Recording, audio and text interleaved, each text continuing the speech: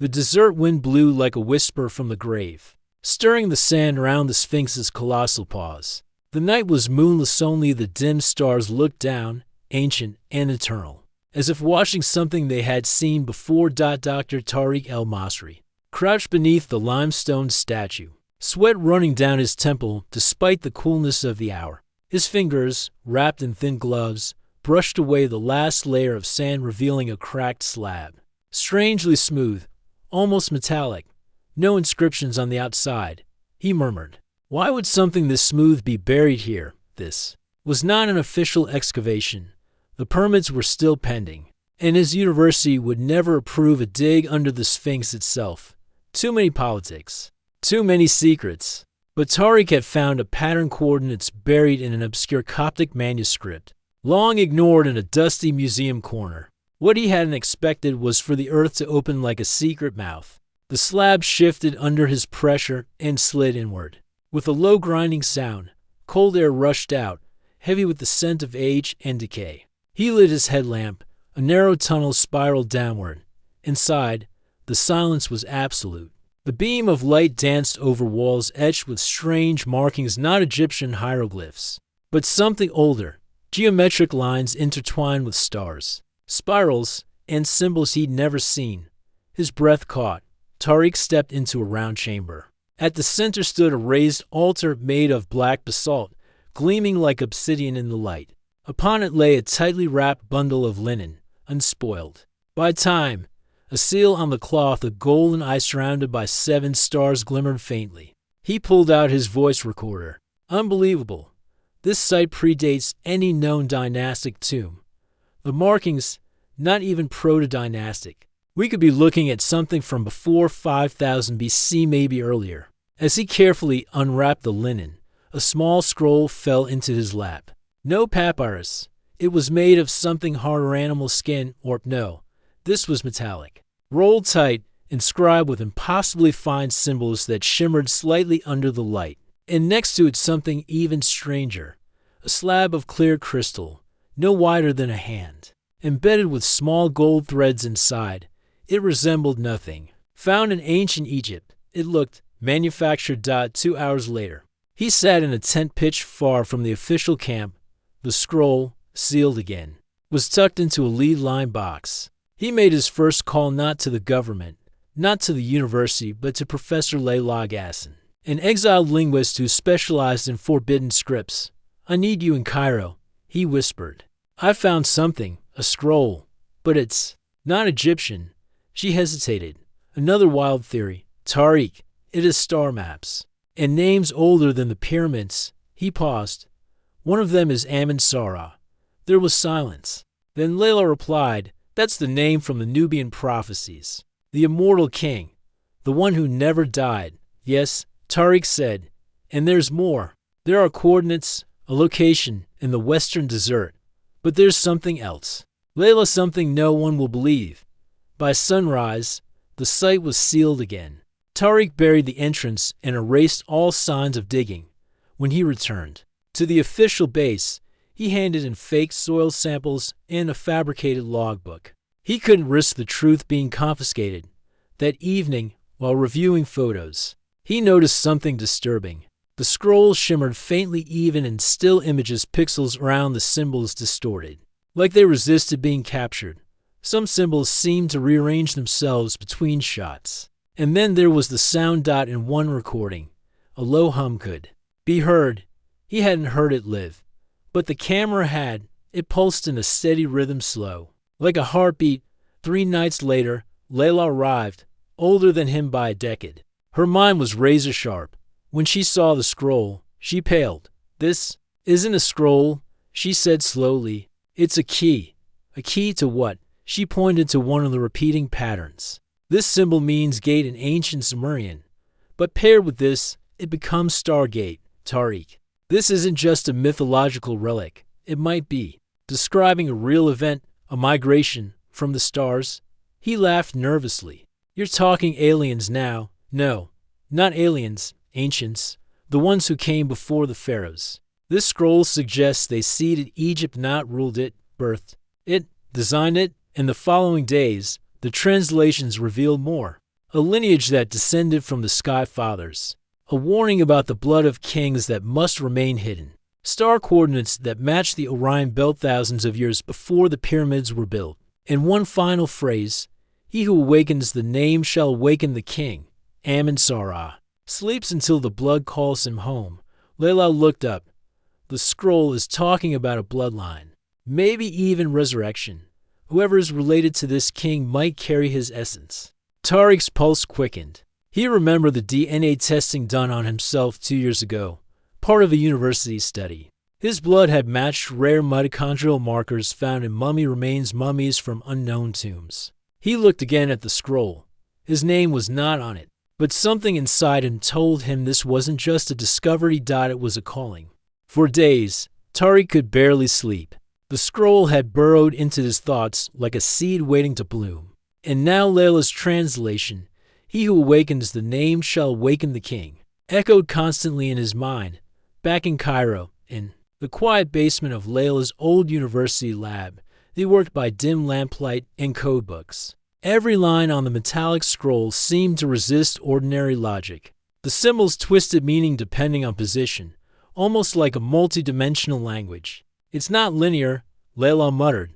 The writing loops, like it wants to be read through memory. Not just the eyes. Tariq watched as she uncovered a phrase hidden in layered markings. The seed sleeps in the bone. When the blood recalls the fire, the gate shall open. What is the seed? He asked. She didn't answer. Instead, she opened a case. Inside were records from a private mitochondrial DNA study, one of the most controversial ever done in Egyptology, using samples secretly taken from 18 royal mummies. The study had found that many shared an unusual marker, a rare sequence of mitochondrial DNA, known only from a few remote tribes in Upper Egypt and parts of Sudan.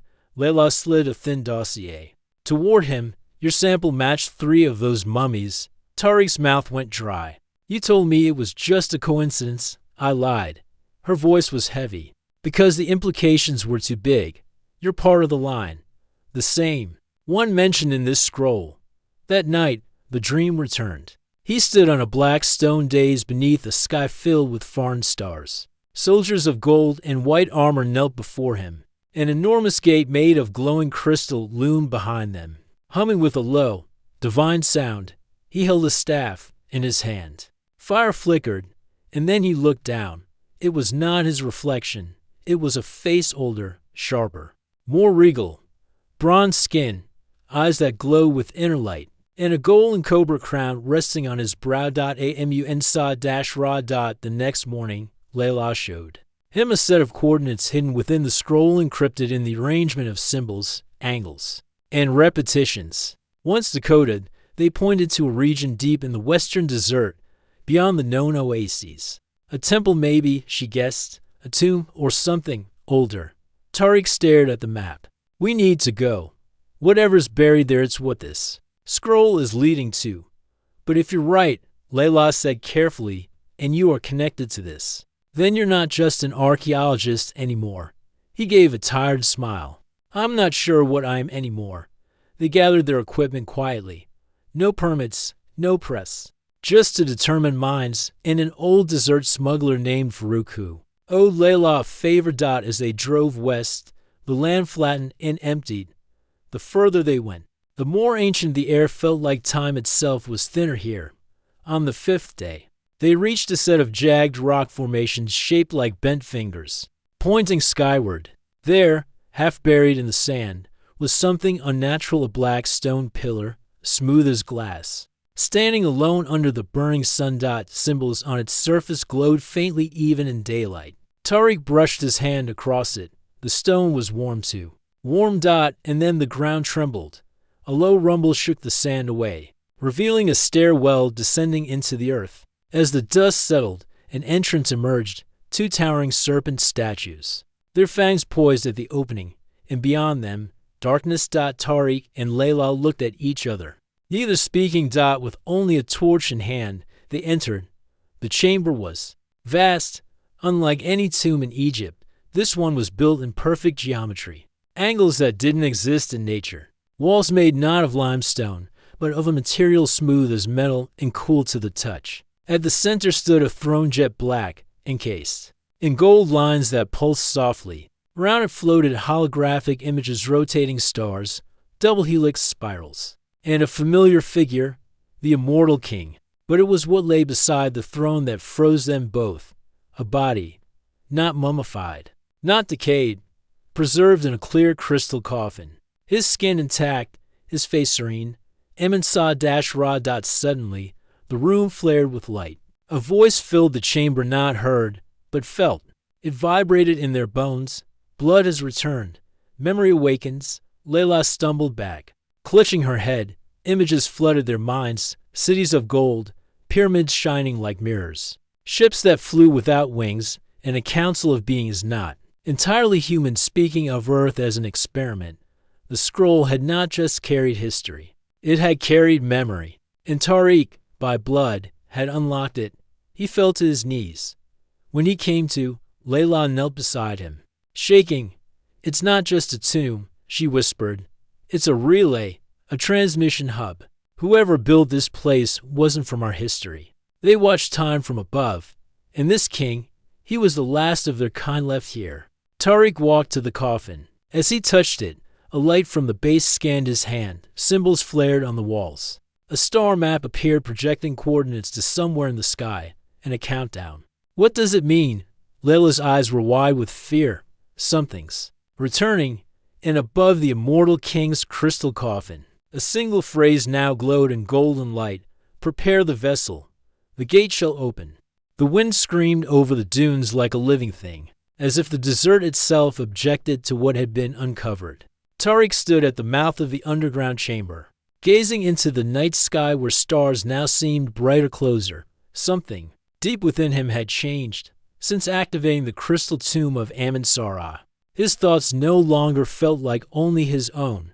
He heard whispers and dreams, felt presences when he was alone. Layla worked silently beside him, analyzing the projected star map they had recorded from the burial chamber. It was like nothing found in any Egyptian archive. It contained rotational coordinates suggesting not just a star system, but a return trajectory. Something or someone was coming back. "There's a false pyramid in the desert," Layla whispered, tapping her notes. "It's in ancient texts, passed off as metaphor. A second pyramid that casts no shadow, hidden by time and sand." The scroll said it's the gate. "The gate to what?" Tariq asked. She looked up. The end of the lie. Using satellite maps and overlays of pre-dynastic cartography, they located an unmarked zone deep in the Western Sahara, far from any settlements. No roads led there. No records marked its existence. Farouk, their desert guide, was hesitant. "That land is cursed," he warned. "The Bedouins call it the Hollow Earth's Eye. No one returns from it." Tariq didn't argue. He only paid. Him double-dot by the fourth day, the GPS readings became erratic. Their compass spun wildly. And then, rising like a mirage at dawn, they saw it, a perfectly symmetrical structure, half buried in sand. It wasn't made of stone, but a translucent crystal that caught the sun and bent it inward, making it nearly invisible unless seen from the correct angle. The false pyramid. They approached cautiously, awed by its size, though the top was exposed. The rest remained hidden beneath the sand, massive and intact as they circled it. Tariq's scroll began to glow faintly inside his satchel. It pulsed in rhythm with his heartbeat. At the western face of the pyramid, a flat black surface like obsidian revealed itself. No seams, no doors. Until he placed his hand upon it, the surface rippled like water, then dissolved, revealing an entryway into a corridor lit by an eerie, ambient glow. Farouk refused to go further, leaving them at the entrance. Inside, they were swallowed by silence. The walls were etched with impossible patterns, shifting ever so subtly as if alive. As they descended a sloping hallway, Layla stopped. "There's no dust," she said softly. "No decay. This place isn't ancient. It's active." They entered a colossal chamber shaped like a hexagon, its walls pulsing with dull light. At its center, a floating orb of liquid metal, slowly rotating in place. Above it, a structure resembling a solar system rotated in midair, casting shadows that didn't match their movements. Tariq approached the orb. It responded, rising slightly, humming louder. The moment he touched it, a surge of memories hit him like a storm. He wasn't in his body anymore. He was Amun-Ra. Vision swirled, a council of immortals, a rebellion among the Sky Kings, a civilization called Tashum, the first flame that had risen before the Nile ever flowed. Earth had not birthed Egypt. Egypt was a relic of something far older. Molded after the pattern of the fallen city in the stars, he remembered sealing the pyramid, locking away the gate, waiting for his blood to return. To awaken him, he remembered, watching Atlantis fall, not beneath waves but beneath truth. The lie was not that Egypt had forgotten its history. The lie was that history had been rewritten by those who feared what mankind once was. Tariq collapsed, gasping. Layla held him as his eyes were focused. "It's a relay," he whispered. "Not a tomb. This is where they stored memory and knowledge before the cycle reset." Layla stood slowly, looking up at the glowing model of a solar system now rotating faster. "What cycle?" Tariq pointed to a blinking glyph. "It's a countdown." Suddenly, sirens blared, deep and mechanical. The orb split open, revealing a platform of metal and crystal. Upon it, a figure lay in stasis, a second body, preserved like the one beneath the throne. But this one was not human. Tall, elongated skull, bronze skin with faint luminescence, 6 fingers on each hand, a Sky King. Above its head, symbols flashed rapidly. Layla translated in real time. Awakening protocol. Blood match confirmed. Host. Vessel. Initiated. Tariq took a step back. "What does that mean?" Layla's voice trembled. "The bloodline. It's not just genetic memory. It's a container. A body prepared to receive a consciousness."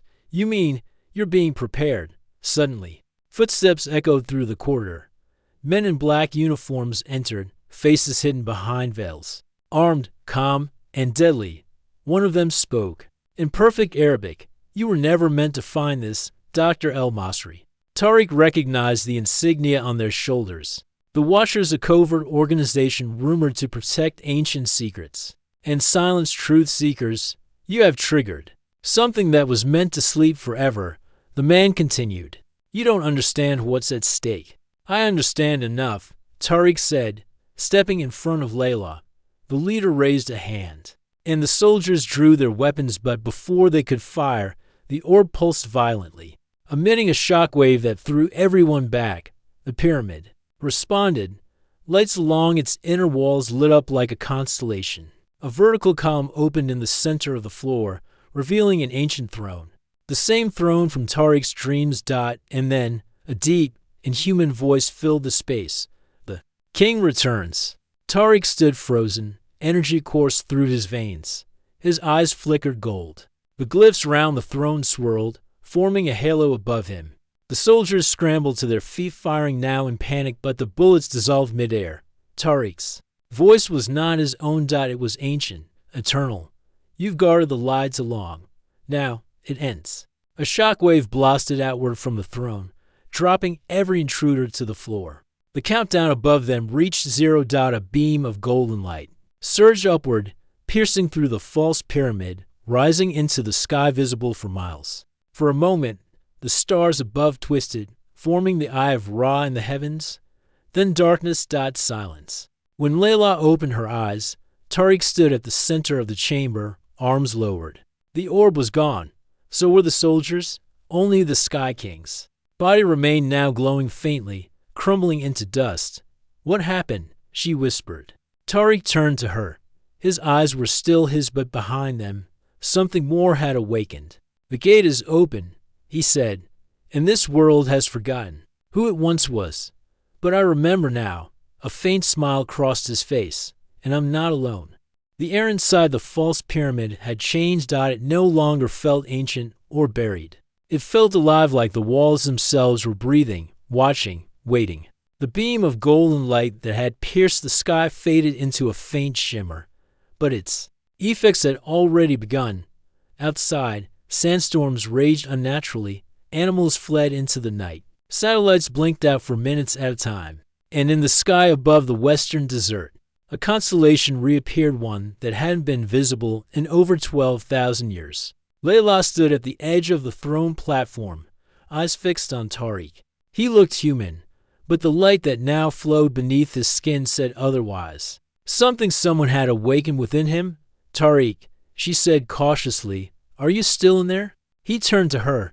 His gaze was deep, ancient, but there was no malice, only memory. I remember Atlantis burning, he said softly. I remember carving the first stones of Saqqara with tools not yet known.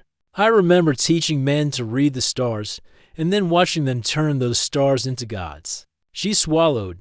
Then it's true. You are him. I am him, he whispered. And I am also me. We are not separate. We are the same flame in a new vessel. Outside the pyramid, forces gathered. Black helicopters circled at the edge of the storm. Trucks from unknown agencies rolled toward them. Side, men with briefcases and guns stepped onto ancient sand, their faces pale with fear.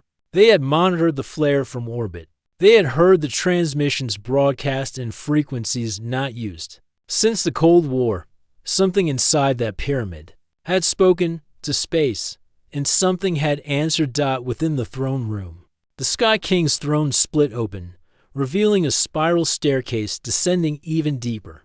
Tariq Kam Sarat ascended without hesitation. Layla followed, heart pounding.